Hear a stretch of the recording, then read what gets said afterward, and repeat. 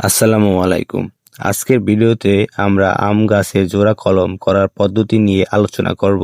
এটি খুবই কার্যকর একটি পদ্ধতি যা আপনারা বাগানের উন্নত মানের আম গাছ পেতে সাহায্য করবে। প্রথমে একটি সুস্থ এবং রোগমুক্ত আম গাছ নির্বাচন করুন। এরপর ধারালো ছুরি দিয়ে নির্দিষ্ট আকারে ডালটা কাটুন।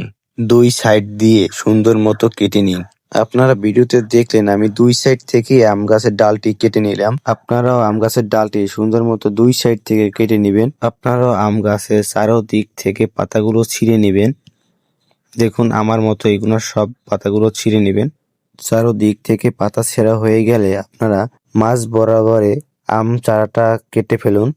আবারও মাঝ বরাবর আমের চারাটা মাঝখান থেকে কেটে ফেলুন। কিছুটা অংশ কেটে ফেলবেন।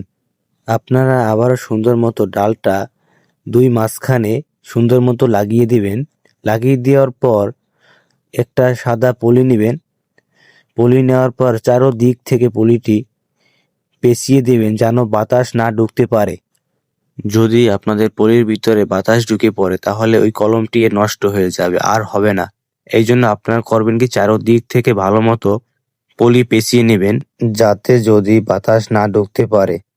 ভিডিওটি একটু স্পিড করে দিই তাহলে আপনারা ভালো মতো দেখতে পারবেন কিরকম ফুল গাছটি পেঁচিয়ে দেওয়া হচ্ছে পলিথিন দিয়ে।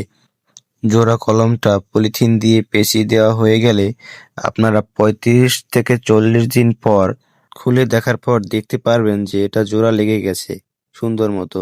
সঠিক পদ্ধতি অনুসরণ করলে আপনিও এমন সফল জোড়া কলম করতে পারবেন। ভিডিওটি কেমন লাগলো জানাতে ভুলবেন না এবং চ্যানেলটি সাবস্ক্রাইব করুন। সাবস্ক্রাইব করে পাশে থাকবেন। ধন্যবাদ।